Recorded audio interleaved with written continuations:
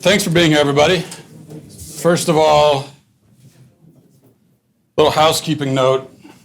If anyone coughs, they're going to be escorted out by security and then burned alive. So it got a little dark. Sorry about that. Also, I understand there's been a bit of a commotion about my speech here tonight from some people, some flyers calling me a bigot and a fascist, one saying that my speech puts lives at risk. In fact, they were handing out these brochures. Did you guys get a brochure? Yeah. You did? Yeah. Matt Wasp of the Daily Wire. That's devastating stuff. That's and some of these spelling mistakes, I'm not sure if they did it on purpose. The war on realty. I don't know if that's supposed to be intentional. It's hard for me. I wish I could say it's a college campus, so hopefully that wouldn't be intentional.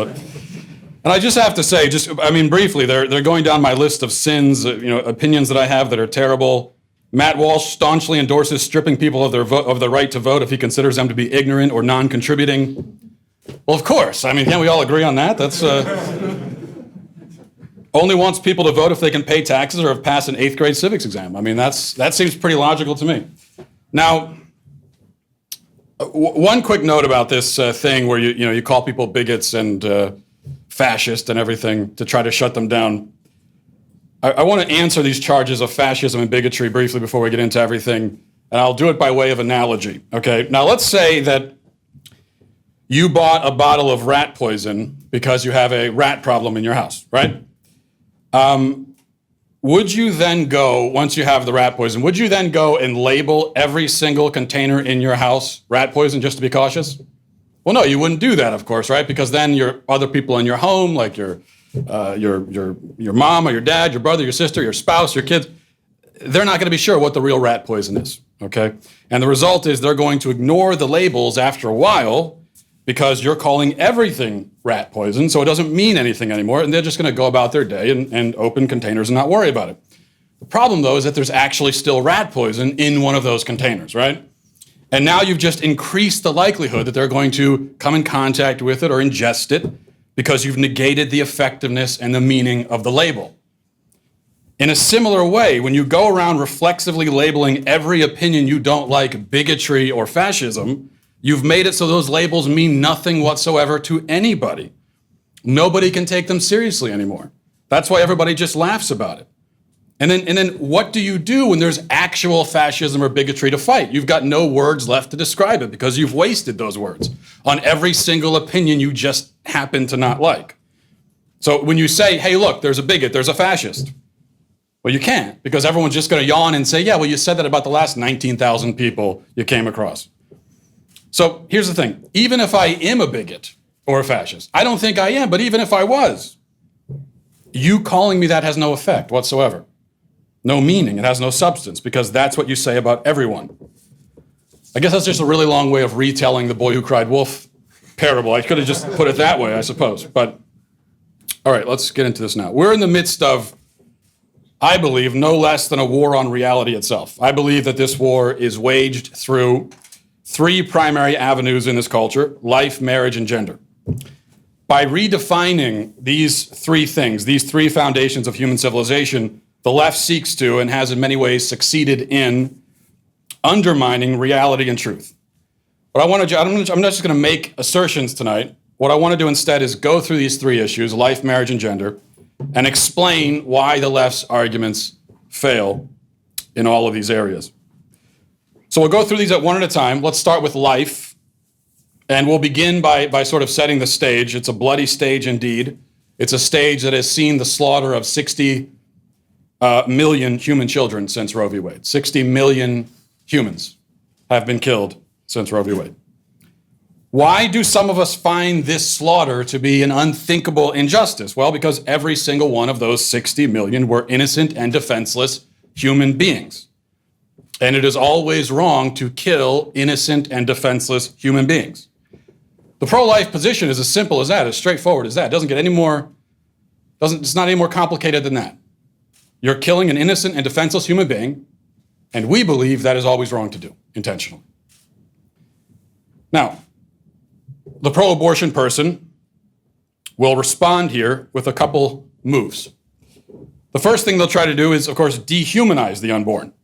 He will claim that the unborn child is not a human person and thus does not have the same moral standing and cannot make the same moral claims for itself that a real person can make. Now, of course, the idea that a human child is not human, which is something you still hear from pro-aborts, is such a silly, absurd, anti-scientific notion. I don't think we need to spend a lot of time on it. It is simply a scientific fact that the being in the womb is indeed a being, and it's a member of the human species. And so, human being. That's it. That's the end of that discussion. All living things must be a member of some kind of species. So, if you say, well, it's not a human being, it's a fetus. Fetus is not a species. It's a stage of development within a species. And we know that it's of the human species because, number one, it has human DNA. Pretty good giveaway. And number two, it was conceived by two human beings. Now, living. Well, there are only three states of being, for the most part, that a physical entity can be, with a few exceptions. Like, well, speaking of the coronavirus, I think most biologists would say viruses are in sort of a gray area between living and not. For the most part, though, you have three basic options. A thing is alive, dead, or inanimate, right? Well, the unborn human is not dead. If it was, there'd be no need for the abortion. And it's not inanimate. Inanimate is like this podium here. It doesn't grow, it doesn't develop, it doesn't move on its own, it doesn't consume food. It's not going to become anything. It will rot away eventually. I could break it down and build it into something else, but it's always basically going to fundamentally be what it is right here. It's not in the gray area. Okay, it's not a virus. Virus is not a stage of development for a living organism. Viruses aren't going to grow into something living. So it's not that, which would seem to leave only one other option: living. The baby is a living human being. We've established that. What about person, though? Well, this is where it gets a little bit more interesting. The pro-abortion individual, if he has any sophistication, will probably say that, fine, it's a human being, but it's not a person. But he will say that it's not a person because it's still developing and it's entirely dependent on its mother for survival. Those are the basic two reasons. And this, he will say, means that it lacks moral standing. And that's what he means when he says it's not a person. But you see, the problem is this view that personhood is acquired by degree and that it's forfeit if you're entirely dependent on someone else for survival is very problematic. And it clearly implicates more than just the unborn. It would seem that the sick, the infirm, the disabled, the elderly would all get caught up in this net. The elderly are dependent on others for survival, somebody in a nursing home. Many disabled people also are dependent on others. Some of them are not fully physically developed. That's why they're disabled. So by this line of reasoning, all of these people, at a minimum, at least, are not quite as much a person as you or me. If personhood is on a spectrum this way, if it's contingent, then that must have implications outside of the womb. See, when someone says an unborn baby or a fetus is not a person, they're not just making a statement about the quote-unquote fetus, they're making a statement about the nature of what it means to be a person. And what they're saying is that to be a person is to be on a continuum, on a spectrum. Whereas the further along you go in the spectrum, the more of a person you are. So the only other option aside from personhood being attained by degree contingent upon other factors like self-sufficiency is that personhood and its attending moral rights and dignities is inherent to all living human beings. Inherent means existing in something as a permanent, essential, and characteristic attribute. The idea that our human dignity, our personhood, belongs to our essential nature and cannot be lost or diminished is an idea that lies very much at the foundation of any concept of human rights. I'm not aware of any way to justify the idea of human rights if we do not have inherent dignity as human beings. If an unborn baby does not have inherent value, what that means then is that he doesn't have it inherently. And if he doesn't have it inherently, then neither do you. Neither does anybody in this room. Nobody in this room is inherently valuable. That's what it means to be inherent. You either have it or you don't. You cannot gain it. So this is a very simple formula. The way that I try to illustrate it for people is I say, take yourself in your current form as you sit right there. And as you sit right there, you would say, I have inherent worth and dignity. I have rights. I'm a person. That means something. I'm valuable. Those are all the things you would say about yourself. Okay, well now, rewind. If I were to hit rewind on a remote control and point it at you, go back, let's say, to yesterday. Is that still you? Do you still have inherent value, dignity? You'd probably say yes. Okay, well, let me go back 10 years. Still you, still inherent value, still dignity. Great, let's go back to your first birthday. Still just as much you, still all of the same inherent value and human rights. Let's go back to when you were 1 day old. Still you, still inherent value, still dignity. Let's go back to the moment you emerged from your mother's birth canal. That moment. That was you. You had inherent value, you had dignity. Now, rewind the clock back just 10 more seconds. Just 10 seconds. What happened? You changed locations, but it's still you. You see, there is an unbroken chain of you-ness connecting the you of today to the you in the womb. It's been you the entire time. Yes, you have grown, you've developed, you've matured, but nothing was added. And the entire time you were developing and maturing, it was you developing and maturing. So whatever I can say inherently about you now, I must say about you from the very moment you came into existence. And you did not come into existence when you emerged from the birth canal. You existed before then. Nobody denies that. That is why an unborn child is a human person, and that's why killing this human person who is innocent and defenseless is by definition murder. But, you see, the personhood argument is even worse than you think. It's so bad that even if it were true, it would do almost nothing to prove the pro-abortion case. Because think about it for a second. The pro-abortion person with this argument is really making two assertions. Number one, he's saying an unborn baby is not a person. He's merely a potential person. That's the first assertion. Number two, therefore, we can kill it. Now, wait a second. See, two does not flow logically from one. I feel like we skipped a few steps here. Just because something isn't a person doesn't necessarily mean you can kill it. And we would all agree with that. We can all name non-person things or creatures that we would say you can't just gratuitously kill. So even if I conceded this point, even if I let you make, there are two great leaps for the pro-abortion person. One is the fetus is not a person, a potential person. That's one huge logical leap. The next is we can kill it. What I'm saying is I could spot you that first leap. I could say, go ahead and take that leap. I'll give that to you. Now you're stranded out there on an island because I'm not going to give you the next one. You got to prove that to me. I don't see how you do. Because even if it's just a potential person, well, then it's a potential person. Why wouldn't we treat it as effectively the same as a person anyway? Why wouldn't we treat it like something with infinite value? Let me make another analogy, kind of a crude analogy, but it works on some level. What if you won $50 million in the lottery? And you had the ticket in your hand. You didn't cash it in yet. It's just a ticket. It's a potential for $50 million. It's not $50 million. And you're walking down to the lottery office, you're waving it in the air. Yeah, I won $50 million. Not smart, but let's say you do that.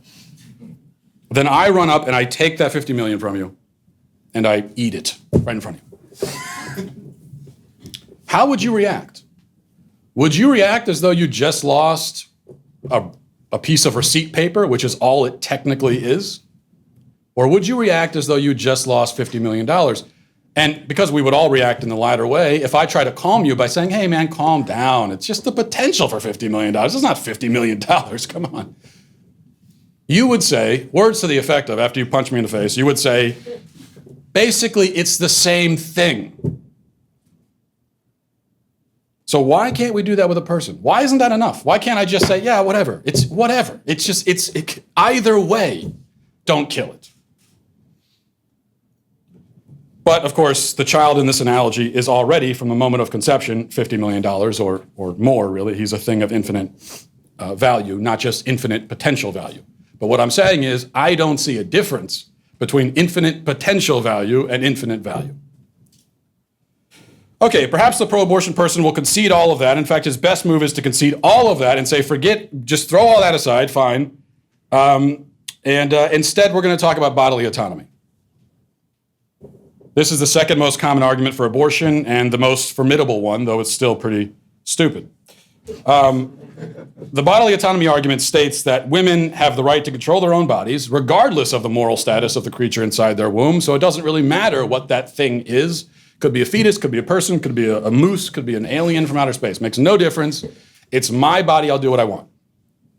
This is now, I say it's the second most common. It's becoming, I think, the most common pro-abortion argument. Perhaps the most famous formulation of this argument came from Judith Jarvis Thomson decades ago, and this is supposed to be the best pro-abortion argument that anyone has ever put forward. This is the way it's touted anyway, so let's take a look at it if you've never heard it. She says, you wake up in the morning and find yourself back-to-back in bed with an unconscious violinist, a famous unconscious violinist. He's been found to have a fatal kidney ailment, and the Society of Music Lovers has canvassed all the available medical records and found that you alone have the right blood type to help. They've therefore kidnapped you, and last night the violinist's circulatory system was plugged into yours so that your kidneys can be used to extract poisons from his blood as well as your own. To unplug you would be to kill him, but never mind, it's only for 9 months. By then, he will have recovered from his ailment and can safely be unplugged from you. This is how the pro-abortion side sees pregnancy. I'm going to address the bodily autonomy argument by focusing on this analogy because I think it frames it in a way that's helpful.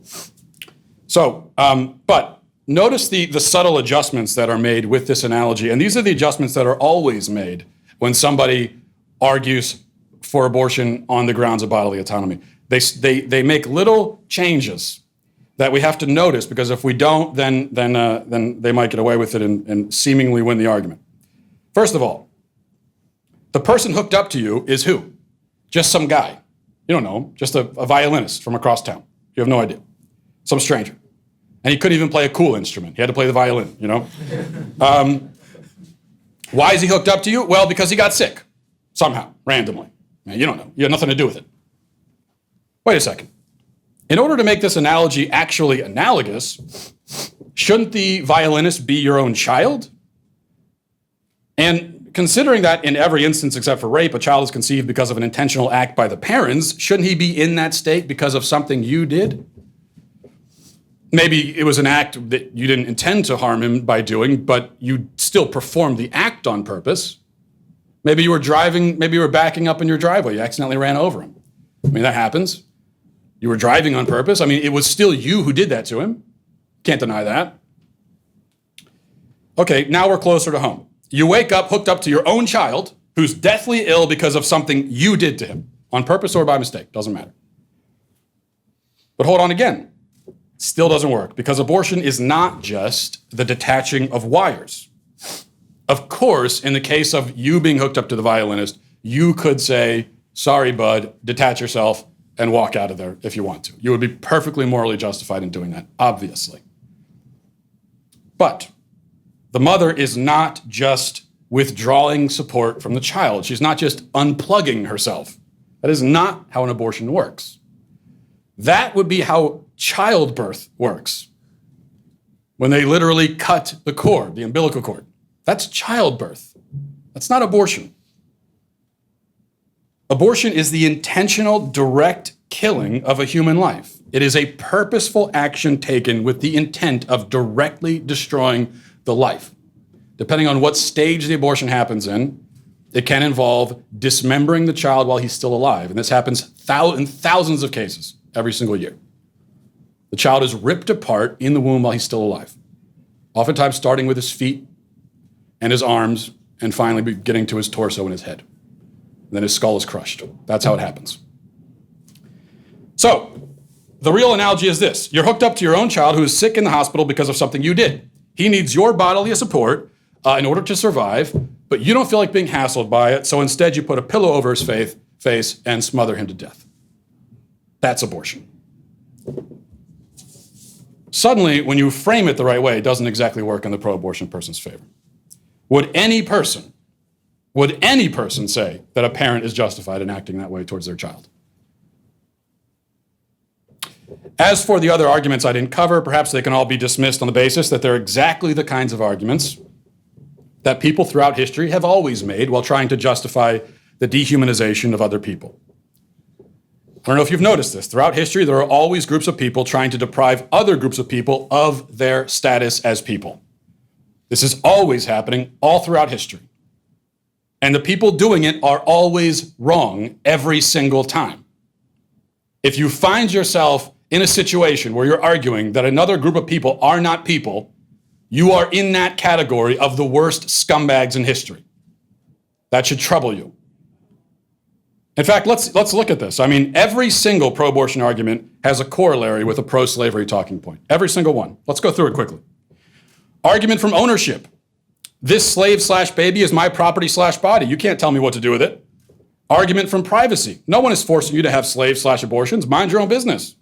Argument from superseding rights. My property/body rights come before the rights of a slave/fetus. Argument from inevitability. Slavery/abortion has been around for thousands of years. It's never going away. We might as well have a safe and legal system in place for it. Argument from pseudoscience. Slaves/fetuses aren't really people. They aren't like us. Look at them. They're physically different. Therefore, we are human and they are not. Argument from socioeconomics. If slavery/abortion ends, most of these slaves/babies will end up on the street without a job. Argument from the courts. Slavery/abortion was vindicated by the Supreme Court. It's already been decided. There's no point arguing it. Argument from faux compassion. Slavery/abortion is in the best interest of Africans/babies. The world can be a cruel place. It's best to protect them from it by keeping them enslaved/killing them. Argument from the assumed hypocrisy of the other side. You say you want to end slavery/abortion, but you don't want to live with freed blacks/adopt unwanted babies yourself. So all that's left now is to tell me that I'm a man, so my opinion doesn't really matter. The only problem with that argument, aside from the general stupidity of it, is that, as we shall see in a moment, the people who make it are the same people who have no idea what a man even is. Now, before we get to that, what about marriage? We're told that we have marriage equality in this country, that gay marriage is equal to heterosexual marriage.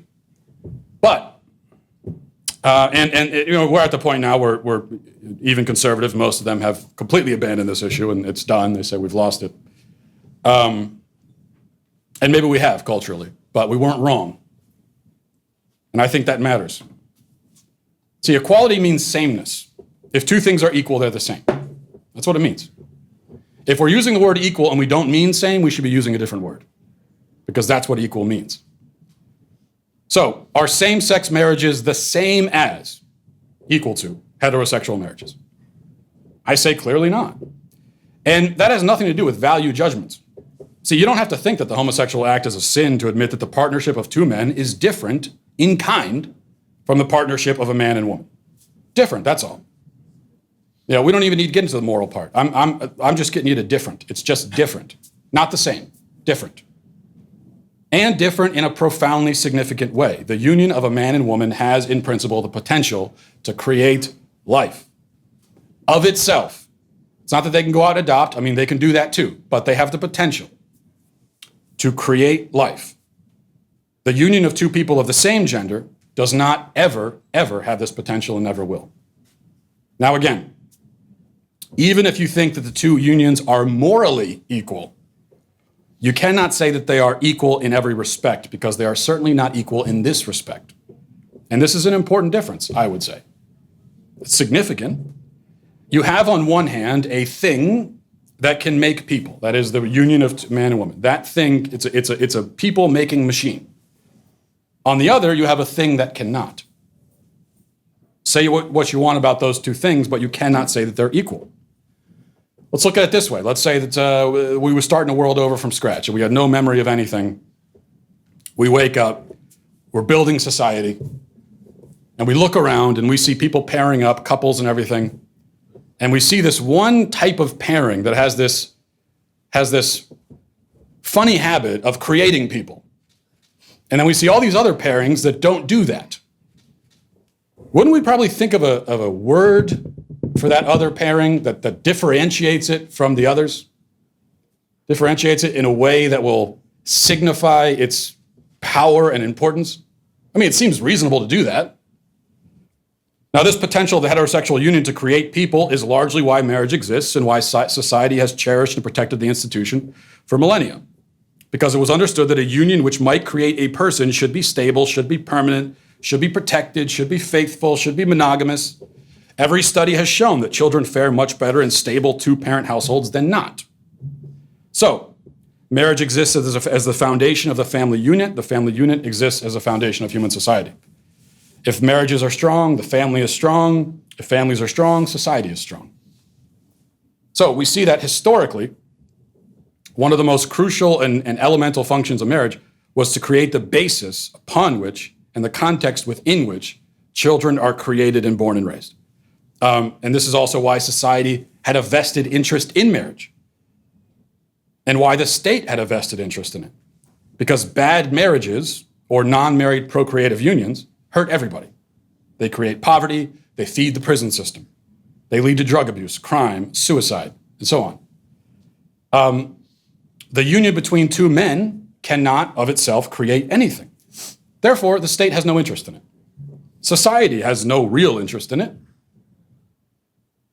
It is said that two men should be able to love each other. Indeed, they should. I don't think we should try to step in and stop anyone from loving anybody else.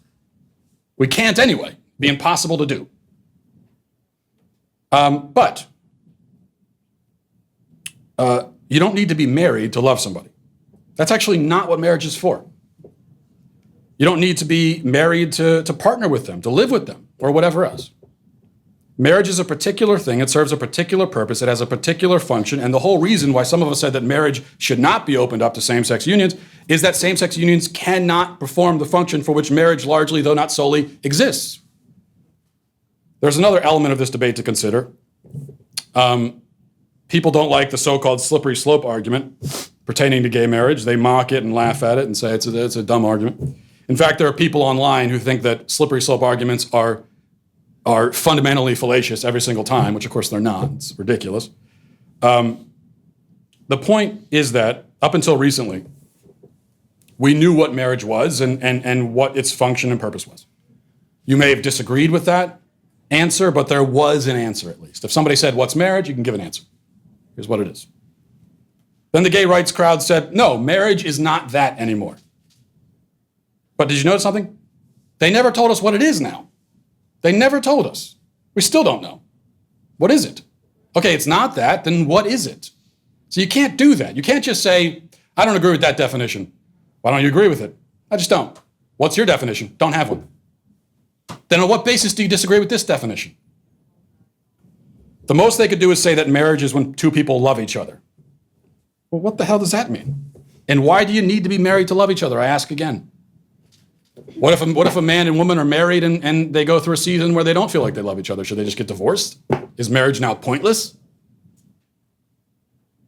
And if love is the one prerequisite here, then on what basis do you limit it to two people or to adults or whatever? I mean, we could scoff at that question, but how about answer it? I've never heard anyone even try. Marriage was for people who can, in principle, create new people. Okay, that was easy enough. Those were the boundaries. What are the new boundaries? And why there and not somewhere else? I'm not saying that people are now going to run off and marry their dogs, although with the way people feel about their dogs these days, you never know. But the point is that marriage went from a coherent thing with a certain purpose and function in society to this vague and ambiguous thing defined only by love, which also nobody can define, nor can they explain why love should necessitate marriage in the first place. So that's why I oppose gay marriage and still do. Finally, gender. Up until about, say, 10 years ago, you probably noticed, everyone in the world basically agreed that men have penises and XY chromosomes and women have vaginas and XX chromosomes. We agreed that this is just a biological fact, like our species. It's not ideological, it's not political, it just is. A man's a man, just like he's a human. And that's all there is to it. That's all there needs to be said about it. We can move on. But over the last few years, a certain madness has gripped hold of an increasingly large number of people. What was once simple and straightforward suddenly became a subject for debate. And one side of that debate decided that, in fact, even if a man has a penis and XY chromosomes and a male bone structure and a male reproductive system, and he possesses any of the hundreds of other biological features unique to men, he may still be a woman somehow. No scientific explanation was ever offered for this, ever. There was no discovery. There was no study that was done where someone said, Eureka! People with penises can be women. Never happened. It was decided on ideological and philosophical grounds alone. Sex went from a biological fact to a political fact. Now, at first, this happened through a process of this artificial bifurcation. An arbitrary distinction was drawn between sex and gender. And it was said that a man may be sexually male but have the gender of a woman. Sidebar on that, it makes no sense, of course. Gender really is supposed to be a grammatical construct. It's not for people. The idea that a person has a gender actually makes no sense. It's words have genders, not people. And why was that? Well, because we have sex. We don't need gender. It's redundant. But at first, anyway, this was the way the argument went. They said, well, sex and gender, okay, two different things. More recently, however, this distinction has been again erased. Now we're told that a, quote, trans woman is actually really biologically, fundamentally a woman. Trans women are women. That's what they say, period. A trans activist said on Twitter a little while ago that a trans woman's penis is a biologically female penis. This, of course, is lunacy, and it removes all meaning from the word biologically. Saying that a man is biologically female is like saying that a square is geometrically circular. It's a nonsensical statement. It has no meaning whatsoever. But I could be convinced otherwise. It would be rather simple, and should be really easy, to prove that sex doesn't exist and gender is a spectrum, or they're both spectrums, or however the left is phrasing it today. If gender is not a simple binary system, then all the left would have to do, in order to prove this point, is locate one human being in the world, in the history of the world, who has the reproductive capacities of both sexes. Just one. See, they would just need to present one example of a person who has the natural ability to impregnate and be pregnant. See, if sex is not binary, if there really is a liquidy spectrum of hundreds of thousands of different genders, then there should be a Venn diagram, circle, and this circle can get pregnant, and the other circle can get others pregnant, and then the middle area, and there should be like a lot of people in that middle area. Both. That's how a spectrum works. But there isn't. There is no one in that middle circle. Never has been, never will be, never can be. Every human belongs to the male circle or the female circle. Nobody has ever crossed from one to the other. Sounds like we have a binary system here, folks, by definition. Now, obviously, there are people who possess neither capability. Sterility, infertility certainly exist, but these are the result of illness, deformity, or old age. They don't disprove the principle. In principle, men can get women pregnant and women can get pregnant by men. A malfunctioning reproductive system does not undermine that rule or provide evidence for a spectrum. For a spectrum to be proven, we would need evidence of people who truly exist between these two categories. See, I know that color is on a spectrum because of the existence of secondary colors. Mix red and yellow, you get orange. So when it comes to sex, where's the orange? Where's the orange person? Besides in the White House. I know that's an obvious joke. I had to jump in and say it. Now, I'll tell you where that person exists. In the fevered imaginations of liberals. Nowhere else. And actually, even if this weird fairy tale character could be found in reality, it still would not legitimize transgenderism. Transgenders are biological men or biological women who identify as the opposite sex. The hypothetical existence of a biological male-female hybrid would do nothing to prove the validity of transgenderism among biological males and biological females. See, whenever we have this conversation, immediately what happens is someone jumps up, and it'll probably happen in the Q&A, someone says, what about intersex people?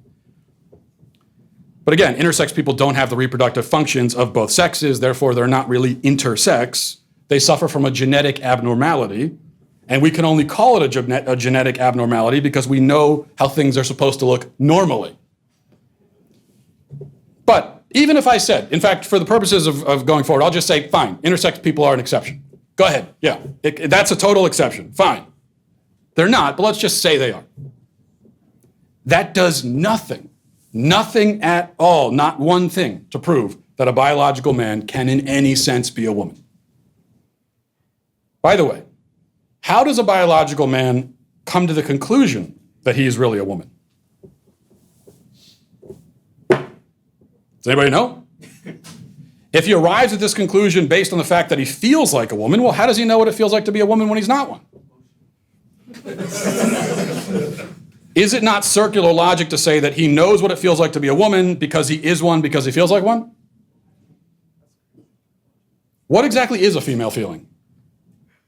Even if it made sense to speak of female feelings and female thoughts, and even if it were possible for a man to know for certain that he's experiencing one, like maybe when he cries during a life insurance commercial or something when he's watching TV, in what objective sense do those feelings and thoughts make him a woman rather than simply a feminine man?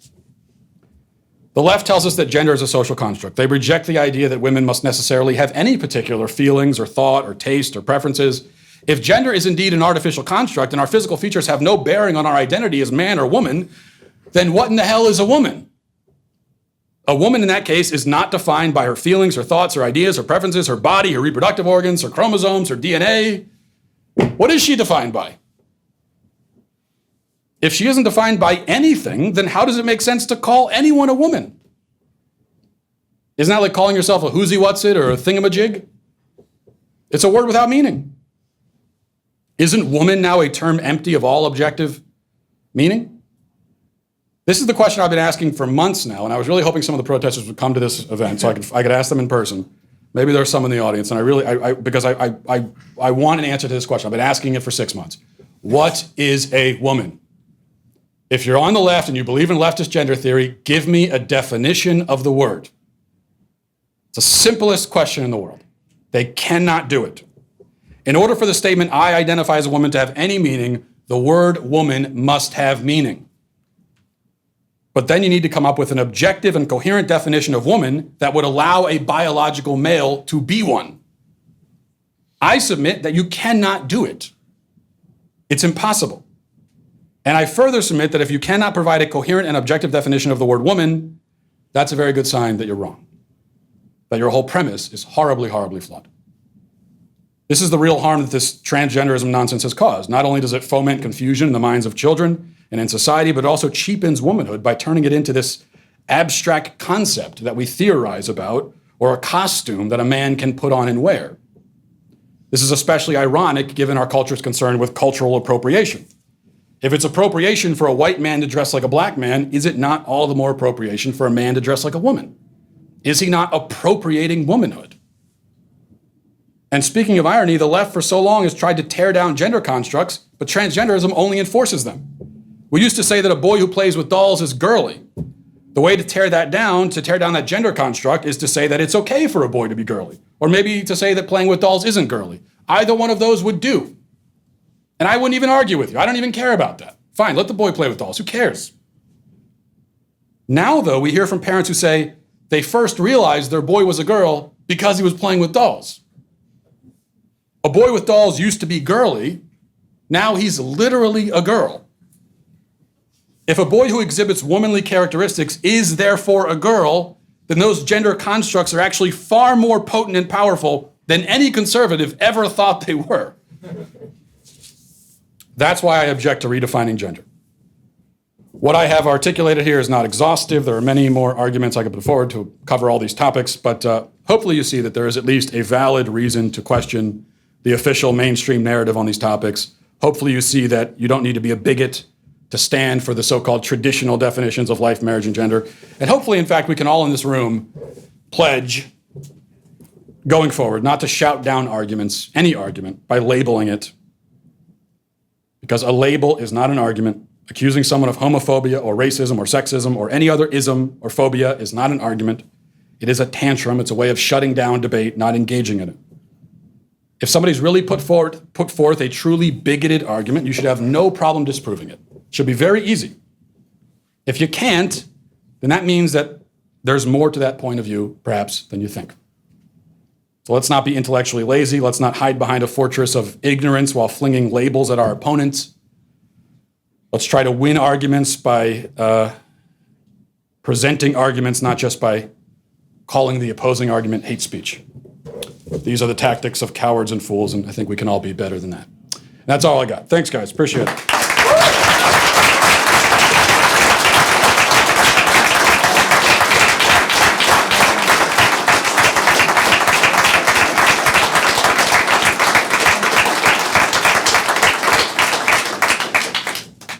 Hey, Matt.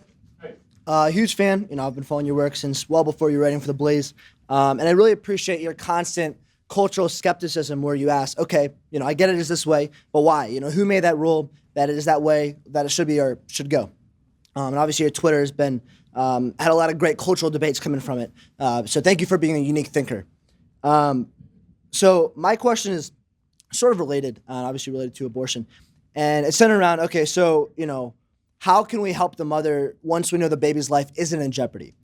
Because a large reason, as you obviously know, why women get abortions is for a socioeconomic one.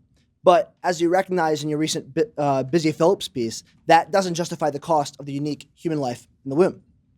But let's say in a dream society where the government recognized the life of all human beings, that abortion was illegal and these lives aren't in jeopardy and the value of a family is there. What are some ways conservatives or Republicans should advocate for or introduce legislation or non-legislation to help those single mothers? Perhaps paid maternal leave of a limited amount or welfare or something. Again, given that abortion has already been illegal, how can a conservative government help women, or do you advocate for the status quo? What are your thoughts on that sort of thing? Well, first of all, I think there are a lot of safety nets, of course, already in place. For sure. Now, I think that I don't go right to a legislation when I think about how to help people, especially someone in a dire situation like that, someone who I think needs, as well as material support, needs oftentimes the women who go into Planned Parenthood. What they really need is for a human being to reach out and be a human to them and care and tell them it's going to be okay. You don't need to be afraid. When they go to the clinic, what the message they get is the exact opposite. It's basically, be very afraid, your life is over, this is the only choice you have. Which is ironic because they pretend to be the pro-choice side, but of course their message to women is you have no choice, you have to do it. And most women who get abortions is because they feel like they had no choice, not because they had a choice. Anyway, so what this is leading to is our pregnancy centers. There are pregnancy centers all over the United States in every major city. So that's what I would advocate, is more support for pregnancy centers. Now, if Republicans were to talk about defunding Planned Parenthood and directing that money to pregnancy centers, that would be a great idea. There's a legislative idea I could definitely get behind. In lieu of that, while the Republicans are being cowards and even though they had the ability to defund the baby butchers, they decided not to. In lieu of that, we can, as individuals, make the free choice to support pregnancy centers and therefore women. So, great question. Thank you.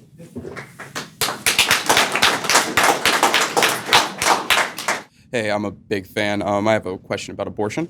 The pro-choice / pro-abortion type of person would counter all of your arguments that you've posed today with the typical, the child is born, what will you do afterwards? Or conservatives are only concerned with the child being born, but don't care what happens to the child after. How would you respond to this typical and tired argument response to pro-life arguments, stuff like that? I would first point out that it's based on absolutely nothing at all. It's just an ad hominem attack. It has no basis. Because if someone says, oh, well, pro-lifers don't care about babies after they're born, my first response is, why do you say that? Based on what? What's your evidence for that assertion? That's quite an assertion. And I think what we're going to find is they have no evidence for it. Now, if they could present evidence that pro-lifers on average are much less likely to, say, adopt children, then okay, that'd be evidence. But I think if they looked at the statistics, they'd probably find the exact opposite is true. Pro-lifers adopt kids all the time. Pro-lifers are very charitable in my experience. I'm not aware of any study or statistics that would disprove that. So that would be my response. You made the assertion, not you, but the person saying that, you've made an assertion. I think it's up to you to provide evidence. And I would also say one other thing. Even if it's true, let's just say, that doesn't make the pro-lifers wrong about what they're saying, right? I mean, even if it's true that pro-lifers are a bunch of cruel, callous scumbags who don't care about people after they're born, okay, are we wrong about our arguments? So I still think you have to address the arguments. Thank you.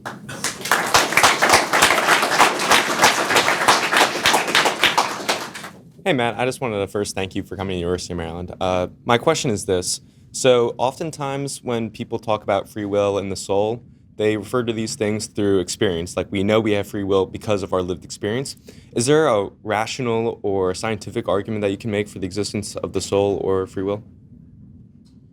Rational argument for the existence of the soul. Well, the first thing, the first place I go, and of course I don't think that there's some scientific evidence that you can point to that's going to say, well, that proves it right there, settles the whole discussion. But I think the existence of consciousness, our experience of ourselves, our awareness of ourselves, I think that calls for some explanation that goes beyond the physical.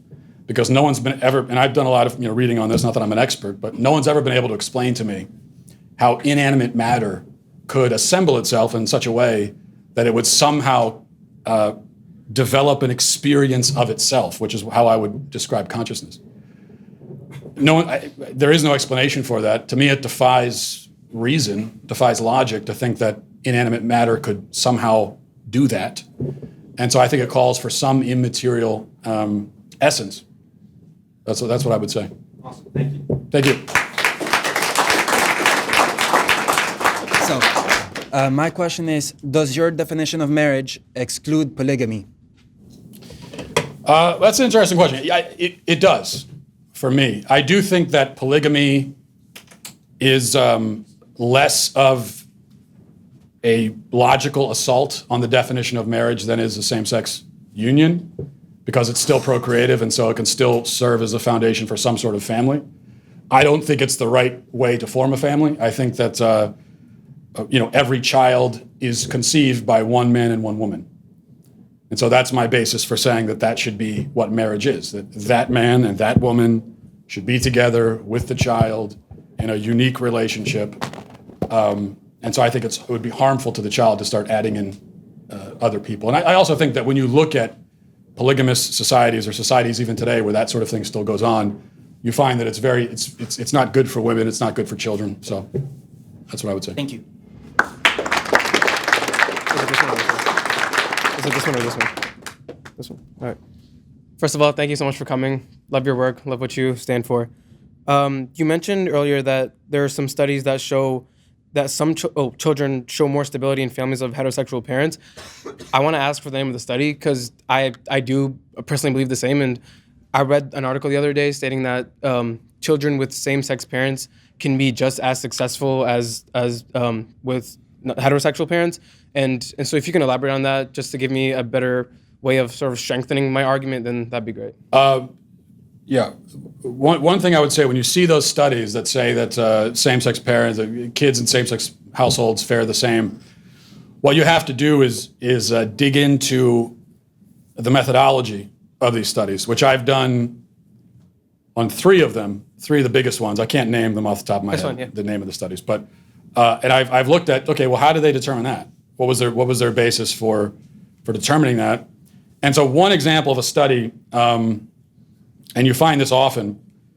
First of all, it's not a blind study. The people in the study know what's going on. They know that it's a study to try to prove whether or not same-sex unions are good for kids. And so what we're doing in these studies is we're taking, say, a lesbian couple, and we're asking them, how are your kids doing? And especially if they know what the purpose of the study is, that's going to really skew the results. You have to look at selection requirements too for these studies. Yeah. Are we looking at a cross section, socioeconomic cross section, or is this really focused in on upper middle class people? And oftentimes the studies are that. So that's the problem with every study that I'm aware of with the same-sex couples, is that there are very serious glaring problems with the methodology that are used. Does that answer your question? Sorry, I'm just rambling. I'll keep going, but thank you. Thank you very much. Yeah.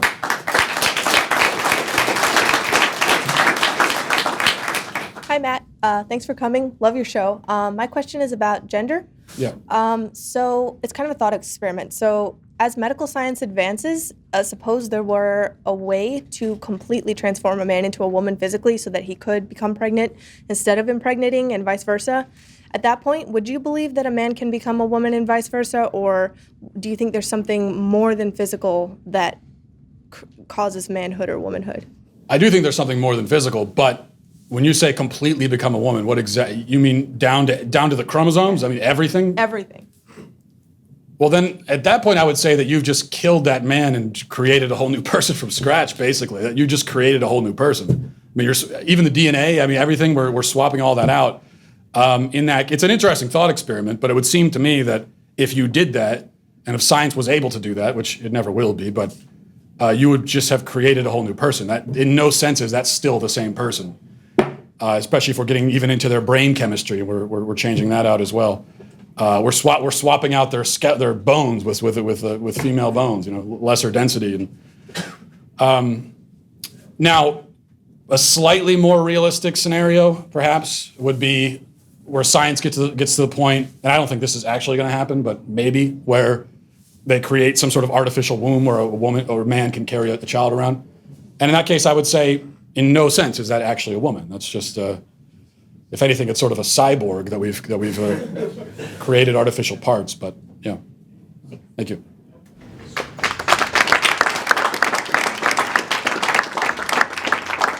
Hi, Matt. Thank you so much for coming to the University of Maryland. This question is more about in the cultural aspect. We seem that the entertainment world promotes about radical left policies such as gay marriage, abortion, and whatsoever, what you just said. What message would you tell all those entertainers, singers, actors who don't have any knowledge about what's really going on instead of they're just acting to the people? Like, what message do you give to them? Because they're the ones who promote these policies, this kind of like craziness that the left promotes. A message to the leftist entertainers, celebrities, like pretty much like. Yeah, I don't know if there's anything we could say to them specifically to get them to change their minds, but I do think that you raise a good point about the effect that pop culture has on the culture. I think as conservatives, we often are dismissive of that.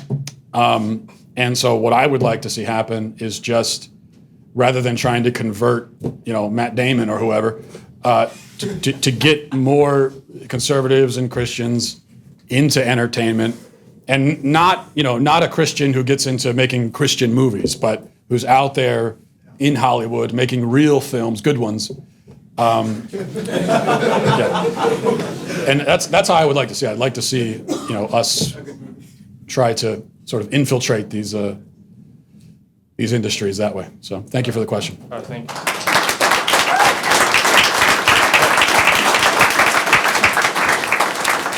Guess that's it, right? Nobody told me what a woman is, so I leave disappointed. I guess so. Yeah. Thanks a lot, guys. I appreciate it.